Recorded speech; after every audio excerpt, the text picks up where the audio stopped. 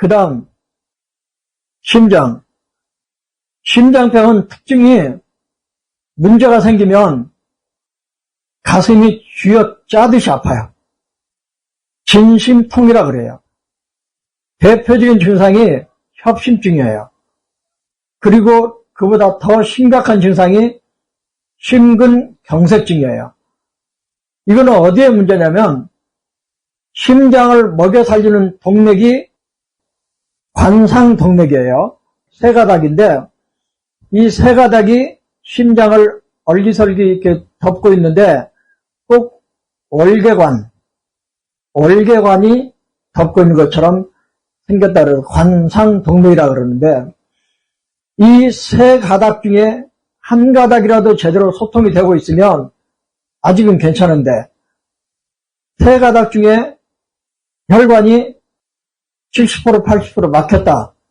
그러면 심장을 먹여 살리는 혈액이 산소가 심장으로 들어오는 심장 근육으로 들어오는 양이 불충분해지면 심장이 발작을 일으켜요. 종아리가 쥐가 나듯이. 그걸 협심증이라 그러는데 짧으면 몇 초, 길면 5분, 10분, 15분까지, 30분까지도 협심증으로 인한 통증이 있다 그러네요. 특징은 가슴만 아픈 게 아니고 등까지 아파요.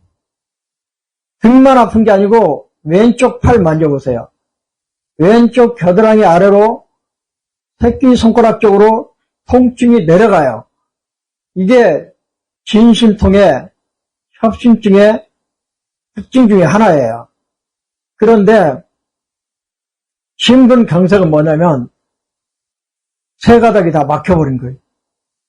그러면 우리 뇌도 마찬가지지만 우리 인체 조직은 한 5분만 혈액 공급이 안 돼도 죽어버리기 시작해요. 괴사라 그래요. 이 심근경색으로 고생하다 하신 분이 이건희 회장이잖아요.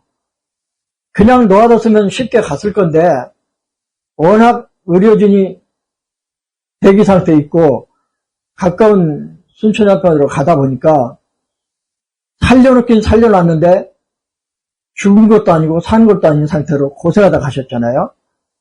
그런데 우리가 치료하는 사람들 조심할 게 명치 아래가 답답하더니 체한 것처럼 아프더니 또 토하기도 해요. 그러면 여지없이 체했다고 생각하잖아요. 그러면 기존 심사들이 일단 상완 놓고 거울, 상완, 중환, 상완, 침을 놓잖아요. 그런데 이게 체한 게 아니고 심근경색일 경우가 있다는 거예요.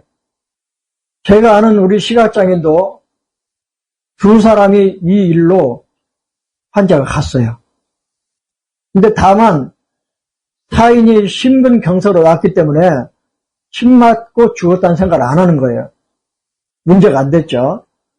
최근에도 제가 아는 원장님이 가슴이 답답하고 체한 것처럼 불편하고 아프다 그래서 위에 문제다 싶어서 해결 사해주고 합곡, 이목, 함곡 이렇게 침 3개밖에 안 넣었대. 좀 편해졌다고 말도 하고 갔는데 집에 가서 컴퓨터 뭐 한다고 뭐 두두둑 하다가 갑자기 쿵 소리가 나서 가보니까 죽었어요. 그런데 이거는 심근경색으로 나오는 거니까 문제를 삼지 않아서 다행이지만 이런 일을 겪으면 침 먹고 싶은 생각 없어지는 거예요. 이런 일들이 한의사들도 심심찮게 나오고 왜냐하면 이 명치에 있는 게 뭐냐면 식도에서 위로 넘어가는 분문관략근이 있어요. 그런데 이 분문관략근의 라틴어가 카디아? 뭐 그런 거예요. 제가 잊어버렸어요. 그런데 심장을 가리키는 단어도 똑같아요. 그러니까 분문 있는 명칭들을 심와부라 그러잖아요. 심와부. 또 다른 말은 위완부라 그러는데 이 심와부 마음십자를 쓰는 이유가 의학적으로 심장을 가리키는 라틴어나 분문을 가리키는 라틴어는 똑같아요. 그러니까 여기에, 그게 제가 아픈데 침 놓지 말라고 말하는 이유가 이분이 전화가 왔더라는 거예요. 혹시 배에다 침 놨어요? 안 놨어요. 많이 놓았으면 어떻게 되겠어요? 그런 게 있고요. 그 심장병. 심장병은 혈액순환, 심주 혈맥하기 때문에 대부분 혈관병이에요. 그러면 심장병도 만성은 사중 사후의 사열. 발작 시에는, 발작은 여기 협심증을 말해요. 진심통을 말해요. 심통 철배. 가슴이 아프면서 등까지 아픈 걸 말해요. 그리고 새끼손가락 쪽으로 방산되는 통증을 말해요. 이런 증상이 있으면 협심증이라 그러는데, 이런 증상이 만성적으로 가끔 발작하면 사중 사후의 사열. 발작 시에는 척택, 곡택, 소외, 주관절 전면에 있는 청근을 사열하는 거예요. 그러니까 무조건 아이고 가슴이야 그러면 척택, 곡택을 우두둑 사열하는 거예요. 그런데 이보다 더 간단한 게 있어요. 두 번째 발가락 바닥 쪽 만져보세요. 두 번째 발가락 바닥 쪽 가운데 관절 횡문. 심장에 문제가 있는 사람들은요 엄청 아파요. 또 부어있는 사람도 있어요. 손만 갖다 대면 죽는다고 아파요.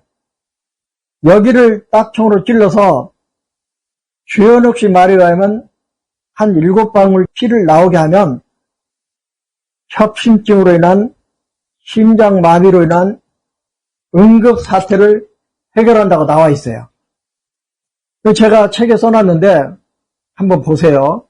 대응이 얼마나 재밌냐면 주관절은 상지에 있잖아요. 두 번째 손가락이나 두 번째 발가락은 팔이라 그랬어요. 두 번째 발가락은 팔이에요. 그러면 두 번째 발가락 가운데 관절은 주관절이 되는 거예요. 두 번째 발가락 가운데 관절 바닥 쪽 횡문은 주화가 되는 거예요. 거기가 바로 척택, 곡택, 소의 자리가 되는 거예요. 그러니까 대응은 이렇게 재밌어요. 어쨌든 심근경색 우리한테 올 리가 없으니까 죽든지 말든지 그런 상황이니까. 그렇지만 가슴이 아프면 몇 초, 몇 분 동안 아프다. 그래서 혀 밑에 니트로글리세린이라는 걸 가지고 다니다가 넣는다. 아니면 금진오격을 사열해준다. 뭐 그런 방법들이 있지만 발가락 화포열, 주관절 앞에 척택, 곡택, 소외 여기를 긴급하게 따다닥 때려서 먼저 왼쪽부터 때리죠. 양쪽 다 때려요. 그래서 해주면 벌겋은 얼굴이 사색이 되는 얼굴이 하얗게 돌아온대요. 그 다음에 침은 모든 심혈관 계통의 침은 통치방 1번 심영혈, 심장병 열의 7, 8은 이 처방으로 끝난다. 이렇게 나와 있어요. 그러면 심영혈이 어디냐면 대릉 만져보세요. 대릉은 손목에 있어요. 손목 상 1,000오픈, 2,000오픈, 3,000오픈. 직자해도 되지만 45도 상사자. 이게 심령혈이라고 하는 동시혈인데 심장병, 가슴 통증, 저혈압, 그 다음에 실면증, 뭐 이런 등등의 심 관련 질환에 강심작용이 있기 때문에 고혈압에 쓰는 게 아니고 저혈압에 써요. 이 처방이 특별히 맥이 무력한 사람, 심장 박동이 무력한 사람, 강심작용이 있고 제맥작용이 있다 그래요. 제맥작용은 맥의 박동을 힘차게 끌어올리는 작용이라는 뜻이에요. 대릉상 1.5촌, 2.5촌, 3.5촌. 두 번째, 모든 심장병의 통치왕, 가슴 두근거리는 심장, 벌렁거리는 정충, 가슴 답답한 거, 계단 올라가면 숨찬 거, 다 심장의 문제로 보고 치료할 때는 통관, 통산, 통천, 오른쪽에 있는 걸 써요.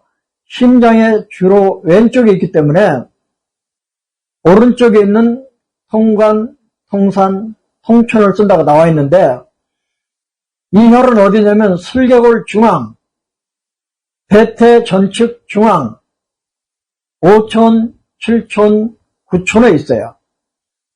7촌은 풍시와 명암과 높이가 같아요.